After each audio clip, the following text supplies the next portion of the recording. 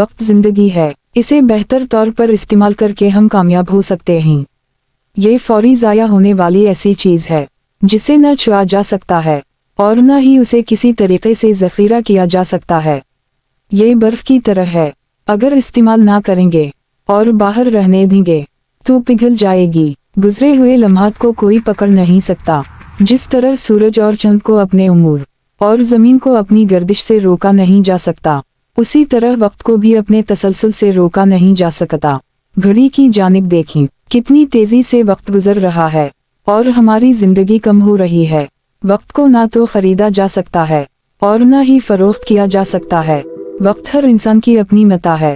ہر انسان جو صبح اٹھتا ہے، خواہ امیر ہو یا غریب ہو، 24 گھنٹے کی از خرچ ہونے والی تھیلی سونپ دی جاتی ہے۔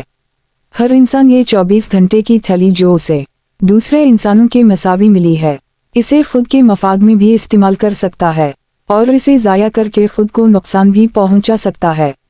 انسان کے پاس وقت کو بہتر استعمال کرنے کے وسائل بہت کم ہیں۔ اسے ہمیشہ قلت وقت کی شکایت ہی رہتی ہے۔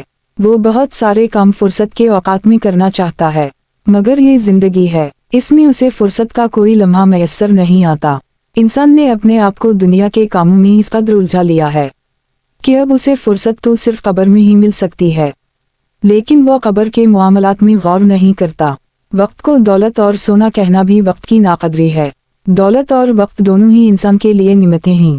دولت ظاہری چیز ہے، یہ کسی کو کم اور کسی کو زیادہ ملتی ہے، لیکن زندگی میں 24 گھنٹے ہر انسان کو مساوی ملتے ہیں۔